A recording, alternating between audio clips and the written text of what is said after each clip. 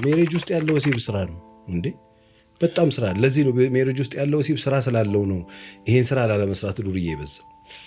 ውጪ ስራ የለው።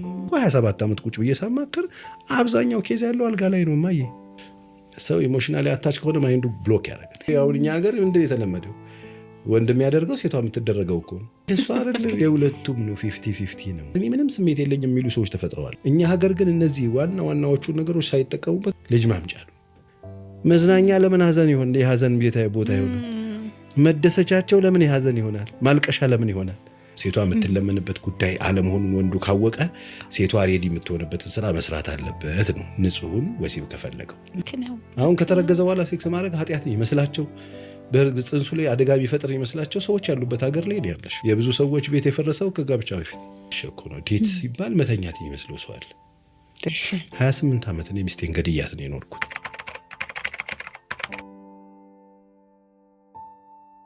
ዴቲንግ ትርጉሙ ስለተበላሸ እኮ ነው። ዴት ሲባል መተኛት የሚመስለው ሰው አለ።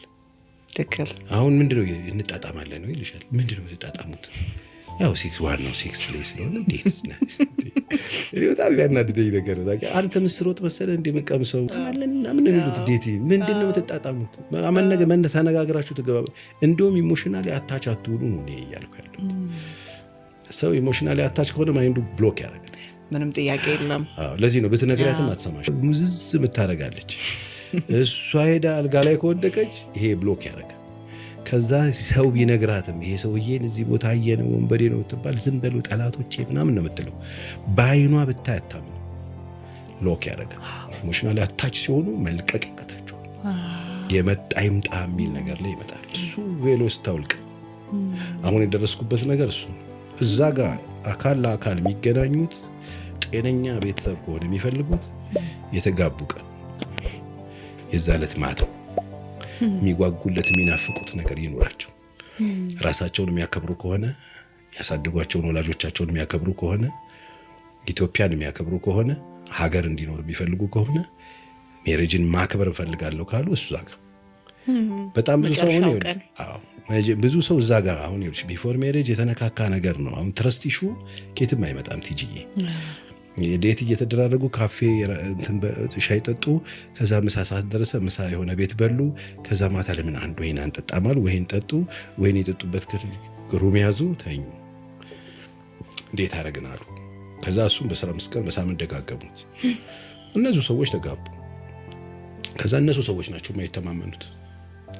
የት ነሽ? ስልክ ሲጠፋ የት ነበርሽ? ስልኩ ጠፋ፣ ቻርጅ ጨርሶ አይደለም ከሆነ ሰው ጋር ነበርሽ። እንዴት አታምነኝም? አላምንሽ። ለምን ያምናታል? እሱ ካፌ ወስዶ ካፌ ማኪያቶ ጋብዞ ተኝቷል። እምነቱን እዛ ጋር አበላሽተውት ነው የሚመጡት። የብዙ ሰዎች ቤት የፈረሰው ከጋብቻ በፊት። ትረስት ኢሹ አብዛኛው ትረስት ኢሹ የሚነሳው ቢፎር ሜሬጅ። እሱ እንዳደረጋት እሷ እንዳደረገችው ሌላም ሰው የሚያደርግ ነው ይመስላል። የሚፈሩት ነገር ምን አለ? አሁን ባውንደሪ አድርገው በስነ ስርዓት ገደብ አበጅተው ዴቲንግ ላይ ሲለያዩም እኮ ሰላም መሆን የሚችለው እኮ ያ ባይኖር። አሁን እኮ ሞታለሁ ሰቀላለሁ ምናምን እኮ እንዴ ወደ እንግልና የምበልታ የታባት ነው የምትገባት ምናምን እኮ ይባባሉት። ለዛ ገባሽ እንትን አድርገህ ምናምን እንዴ ምናምን ብዙ ሰው እንደሱ ነው። ገባሽ? ከቀመሰ በኋላ ደግሞ በየአመቱ ሲያራዝመው በሚቀጥለው ጥር በሚቀጥለው ሚያዘም አንዴ ከተቀማመሱ በኋላ በቃ ሲጀመር ይኸውልሽ ይሄ ረቂቅ ነው። ይሄ ፖይንት ሚስጥር ነው። ይሄ ፖይንት ባልና ሚስት አንድ ስጋ የሚሆኑበት ነው። እዛ ጋር አርት ነው። ቀምሰሽ አይተሽ ምናምን የምትገቢበት አይደለም፣ የሚሰራ ነው። ባልና ሚስቶቹ በራሳቸው በማንነታቸው በተሰጣቸው እግዚአብሔር በፈጠረላቸው በሰጣቸው በነሱ ደካማ የሆኑ ብርቱ የሆኑ በነሱ የሚሰራ ነው። አርት ነው። ሴክስ እንደዚህ ነው ይባል አይደለም። ትንሽዬ ነው ይፈልጋል። እኛ ሀገር ይሄ ጉዳይ ሲነሳም እንደ ብልግና ስለሚነሳ አሁን እንኳን ሳወራው ብዙ ሰው ባለቄ ምናምን ማለት ተዝም ያለው እና ሚስጥር ነው። ሚስጥር ስለሆነ መኝታ ቤት ተቆልፎ የሚደረግ አይደለም። አትሊስት ኖሃ ሰው ሊይዝ ያስፈልጋል። እኛም ጋብቻ ትምህርት እውቀት ያስፈልጋል። አዎ ሊጋቡ 2 ቀን ሲቀረው እሱን ሴክሽን እንሰጣል። ምን ማለት እንደሆነ የሁለቱም እኩል ፍቅረኛሞች የሁለቱም እኩል ፍላጎትና ስሜት የሚያደርጉበት፣ ሁለቱም የሚጽናኑበት፣ የሚደሰቱበት፣ ጆይ የሚያደርጉበት፣ አንዳቸውን በደንብ ትሪት የሚያደርጉበት፣ አንድ ስጋ የሚሆኑበት፣ ከዛ 4ኛ ልጅ የሚያመጡበት ምን ነግራቸዋል። እኛ ሀገር ግን እነዚህ ዋናዎቹ ነገሮች ሳይጠቀሙበት ቀጥታ ልጅ ነው የሚያመጡበት። ልጅ ማምጫ ነው። ልጅ ከመጣበት ደግሞ የወሲብ ህይወት የላቸውም ብዙ ሰዎች ሴክሹዋል ኢንቲሜሲ የላቸውም። ለዚህ ነው ለእርቅ በጣም አስቸጋሪ። እኔ ምንም ስሜት የለኝም የሚሉ ሰዎች ተፈጥረዋል እንዴ። ምንም ስሜት የለኝም የሚሉት ለምን ይመስልሻል? ትክክል። ምን ስሜት ይኖራል? በዛ ላይ የመጀመሪያ ጊዜ ርምጥምጥ ሴክስ አድርገው ነው የሚያረግዙት። ጤነኛ እንኳን ሁለቱ ኢንጆይ ያደረጉበት ነገር እንኳን አይደለም። ምን እንደተካሄደ እንኳን ሁለቱ መሃል ግልጽ ባልሆነበት ሁኔታ ይጸነሳለች። ጽንሱ ይዞት የሚመጣው ለውጣል። ከዛ በ15ኛው ቀን ግብዳ ሎሚ ይዛ ነው ቋቅ እያለች የምትገኘው ሴትዮዋ። ገብቶሻል? ሰውነቷን ይቀያየረዋል።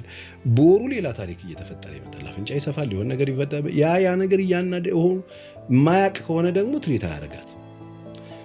ከዛስ በኋላ ደግሞ እንደዚህ አይነት ነገር ከተፈጠረ በኋላ ብዙዎች ከዛ በኋላ ሴክስ አያደርጉ። አሁን ከተረገዘ በኋላ ሴክስ ማድረግ ኃጢአት ይመስላቸው፣ በጽንሱ ላይ አደጋ ቢፈጥር ይመስላቸው ሰዎች ያሉበት ሀገር ላይ ያለሽ 9 ወር አድርገው የማያውቁ ሰዎች አሉ። ምን ነው ሲባል አይኑ ይጠፋል ልጄ ምናምን ብላ እሷም እንዳትነካኝ ብላ ወዘዳተ ብዙ ሰው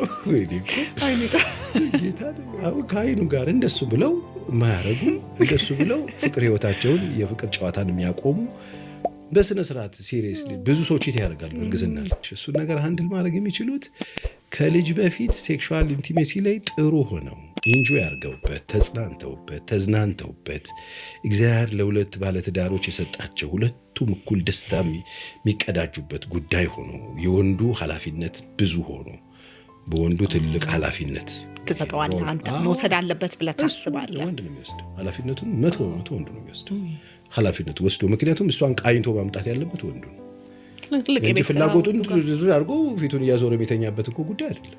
ይሄ አሁን እኛ ሀገር ምንድን የተለመደው ወንድ የሚያደርገው ሴቷ የምትደረገው እኮ ሴክስ ሌላ ምን አለ አይደል? እኔ ሁሌ ነገር ለዚህ ነው እኮ ተይ ሲጭ ይላል እሷም አልሰጥም ትላለች። ሲያጠፋ ትቀጠዋለች በሱ ምናምን እንደ እንጀራ እናት እየተለመነ ተው በእናትሽ ይላል። እሷም ደግሞ በቃ እንደሱ አይደል? የሁለቱም ነው 50-50 ነው። ተፈጥሯችን ይለያያል። ወንዱ ሃንድል አድርጎ ሴቷን ትሪት አድርጎ ሰሩት እንደቀር ወንዱ በቃ ማታ ለማኝ ነው እዛ በቃ እንደዚህ እያለች እየደነሰች ይሄን እኮ ነው ልጅ ሳትቃኝ የምትጫወተው መሳሪያ የለም። መቃኘት ደግሞ የሚጀምረው ጠዋት ነው። ሜሬጅ ውስጥ ያለው ወሲብ ስራ ነው እንዴ በጣም ስራ። ለዚህ ነው ሜሬጅ ውስጥ ያለው ወሲብ ስራ ስላለው ነው ይሄን ስራ ላለመስራት ዱርዬ ይበዛ። ውጪ ስራ የለው መኒ ነው የሚጠይቀው። ውጪ ስራ የሌለው የተዘጋጀለት ወሲብ ስለሚፈልግ ስላለ ቤት ውስጥ ያለው ስራ አለው። ኢሞሽኗን መጠበቅ አለበት፣ ማይንዷን መጠበቅ አለበት፣ ቃሉን ንግግሩን መጠበቅ አለበት፣ የገባውን ቃል መጠበቅ አለበት፣ አክብሮት መስጠት አለበት።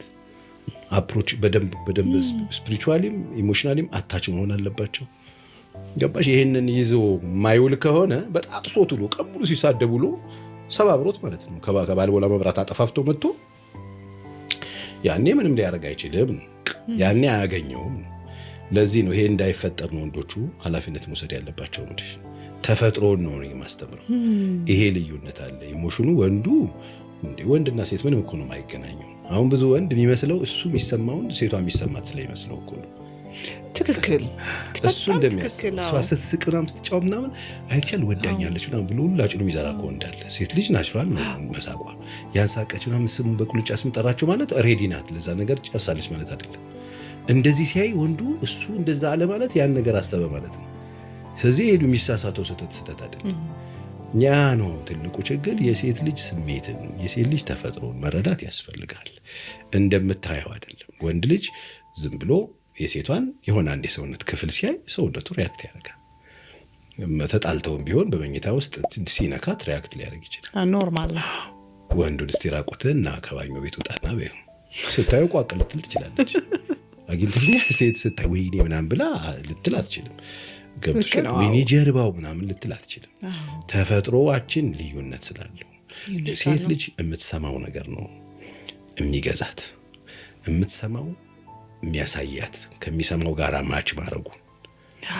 አፍቃሪ ከሆነ ፍቅሩና ተግባሩን ነው የምታገናኘው። እሱ ሲመጣ ነው የምትኖርለት። ገብቶሻል? እሱ ነው። ወንዱ ደግሞ የሚያየው ነው ባያየው እንዳለ ሁሉ ይፈልጋል እኮ። አሁን የተሸኮለ እንደጻል ልጅ የጦት ላይ ሁሉ ኑጣ የሚሉ እኮ ማለት ሰዎች አሉ። የእናት ጦትና እንትን ጦት ሕፃን ልጅ ነው እኮ ያገኘው። ሕፃንም ያራስ ካልሆነ በስተቀር እናቱን የለየ ልጅ የእናቱን ጦት ካልሆነ ሌላ ጦት ልጥባ አይልም። ለምሳሌ ነው ብለሽ አሁን ግን ስታየው ክርፍፍ እያለ እንቅፋት የሚመታው ማትሰዋል። አሁን እነዚህ እና አባባ ማሙሽ ምላቸው ማለት ነው። ስለዚህ ዞሮ ወንዱ ኃላፊነት መውሰድ አለበት። እንዳልኩሽ ነው ይሄ ስሜት ላላቸው ሴቶች እንደው በተጠየቁበት ሰዓት ሁሉ እንደው የሆነ ነገር ይሁኑ እያልኩ እኮ አይደለም። አሁን እሱ ለማኝ እሷ ተለማኝ እንድትሆን ያደረገው የአንደርስታንድ ጉዳይ ነው። ተፈጥሮን ያለ መረዳት ጉዳይ ነው። ኃላፊነት ያለ መውሰድ ጉዳይ ነው። ይሄ ጉዳይ የወንድ ጉዳይ ብቻ አይደለም። ሴቷ የምትለመንበት ጉዳይ አለመሆኑን ወንዱ ካወቀ ሴቷ ሬዲ የምትሆንበትን ስራ መስራት አለበት ነው። ንጹህን ወሲብ ከፈለገው፣ ንጹህን ሴክሹዋል ኢንቲሜሲ ቤት ውስጥ ከፈለገው የሚሰራው ስራ እንዳለ ማወቅ አለበት። የሚሰራው ስራ ማታ አልጋ ላይ መብራት አጥፍቶ አይደለም።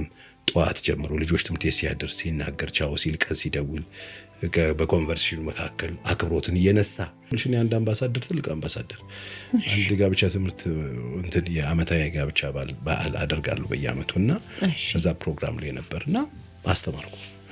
እዛ ወጥቶ እንደ ቴስቲሞኒ ያለኝ አለ ትልቅ ሰው 28 አመት እኔ ሚስቴን ገድያት ነው የኖርኩት። አሁን ፓስተር ቻሌ ባንተ ባስተማርከው ትምህርት አለ እኔ ገድያት ነው የኖርኩት። እኔ ሮንግ ትራክ ውስጥ ነበር። ብዙ ሰው ስለማያቅ ነው የሚያጠፋው። የወንድ ነው የሚመስለው። እኛ ሀገር ይሄ ነውር ነው። ሴቶችም አያወሩትም። እስቲ የትኛው ሴት ነው የምታወሩ? የትኛው የእምነት አባትን ቁጭ ብሎ ይሄን የሚያወራልሽ? እኔ እኮ አይኔን በጫው ጥጥብ አድርጌ ነው የመጣሁት እኮ 27 ዓመት ቁጭ ብዬ ሳማከር አብዛኛው ኬዝ ያለው አልጋ ላይ ነው ማየ። አብዛኛው ችግር ያለው እዛ ውስጥ ነው ያለው። የመኝታ ቤቱ ችግር አደባባይ ላይ አይመጣም፣ ሽምግልና ላይ አይመጣም። ያመሻል፣ የቤት ውጭ አይሰጥም፣ ይሳደባል፣ ምናምን ብቻ ነው ያለው። ልክ ነው። የነዛ ነገሮች ሁሉ እንትን ያለው እዛ ጋር ነው። አቢዩዝ አለ። በጣም ብዙ ሚስቶች ሬፕ እየተደረጉ ነው የሚያድሩት። እሺ ማየ ጉልቤዎቹ ያደረጉት ማለት ነው። ልክ ነው። በትዳር ውስጥ ይሄ ደግሞ በጣም ነውር ነው። ሌላ ሀገር ትታሰሪበታለሽ። ልክ ነው። ይህንን ስንት ሰው ነው የሚያውቀው? ነው በተፈጥሮ ጉዳይ ነው። ባልና ሚስቶች መካከል እግዚአብሔር የሰጣቸው እንቁ ስጦታቸው ነው። አንዱ ሜሬጅ የሚሰጥሽ ሴክስ ነው። ትዳር የሚሰጠው አንድ ስጦታ ይሄንን ነው። ይሄንን ትዳር የሰጠንን ነገር በስርዓት መያዝ ቅዱስ ነው፣ ንጹህ ነው፣ በጋራ የሚያዝ ነው፣ የሚጠበቅ ነው፣ የምንጠነቀቅለት ነው። በወንዱ ትልቅ ኃላፊነት፣ በሴቷም ሁለተኛ ኃላፊነት በመውሰድ ማለት ነው። ይሄንን ወስደው በጋራ ቁጭ ብለው እያወሩበት ትሪት እየተደራረጉ አንዱን አክቦ ኢንጆይ ያደረጉበት የራሳቸው ደስ የሚሰኙበት መዝናኛቸው እኮ ነው። መዝናኛ ለምን ሐዘን ይሆን? የሐዘን ቦታ ይሆናል። መደሰቻቸው ለምን የሐዘን ይሆናል? ማልቀሻ ለምን ይሆናል? እግዚአብሔር የሰጠው ጉዳዩን ለመደሰቻነት፣ ባልና ሚስቶቹ ለመዝናኛነት፣ አንዱ እንዲያጽናናበት፣ አንዱ በአንዱ ኢንጆይ ሊያደርግ፣ ከዛ ደግሞ ሲያልፍ ልጅ ወደዚህ ምድር ሊያመጡበት የተሰጠውን ይህን ትልቅ ስጦታ አቢዩዝ አድርጎት ሰው ይሄንን ኬት ሊመጣልሽ ነው ታዲያ? ትክክል ነው። ስለዚህ ሰው ወደ ቀልብ መምጣት አለበት። ዞሮ እዛ ጋር የሚረበሸውን ነገር በወንዱ ኃላፊነት በጋራ ቁጭ ብሎ ተምረው ዲስከስ። ጥሩ ወሲብ እንግዲህ ከጥሩ ኮሚኒኬሽን ውስጥ የሚወጣ ነገር ነው። በትዳር ውስጥ ሲሆን ማለት ነው። ኮሚኒኬሽናቸው በጣም የተበላሹ ሰዎች ሳይ እዛ ጋር የሚያሳይ አንዱ ምልክት ነው። የወሲብ ህይወታቸው ብልሽት ሲኖረው የኮሚኒኬሽናቸው ምንም የማይግባቡ በቃ ነጩን ጥቁር ነጭ የሚባባል ይሆናል። ሆን ብለው የሚጣመሙ ሰዎች ይሆናሉ። የትም አያገኙትም። ሜዳውን እዛ ላይ እንትን ስላደረገ እዚህ ጋር ሪቬንጅ ውስጥ ሲገቡ ታያለሽ። አይግባቡ አብዛኛውን ጊዜ። ስለዚህ የዛ ጋር በጣም አሪፍ ሲሆን እዚህ ጋር ለኮሚኒኬሽን በጣም አሪፍ ይሆናል። ኢሞሽናሊ ምን ሆነዋል ማለት ነው፣ በደንብ ሊንክ አድርገዋል ማለት ነው። ስለዚህ መተላለፍ ይችላሉ፣ መግባባት ይችላሉ። አንዱ ለመረዳት የሚችልበት እድል ያገኛል። በጣም አሪፍ ይሆናሉ። ኮሚኒኬሽናቸው ላይ ያለው ጥሩ ነገርን ማሳያ ይሆናል። አንዱ ሰው የሚያገባበትን ምክንያት እሱ ስለሆነ ማለት ነው። ባይብል እኮ በዝሙት ከምትፈተኑ የራሱ ሚስት ትኑረው ያለው እኮ ለዛ ነው። የራሱ ሚስት ሲኖረው ሊንክ ያደርጋሉ ማለት ነው። ግን የወሲብ ብቻ ህይወት ወሲብ ነው ማለት አይደለም። ትዳር ውስጥ ወሲብ አለ እንጂ ትዳር ወሲብ አይደለም። ከዓመት እስከ ዓመት ወሲብ አይደለም።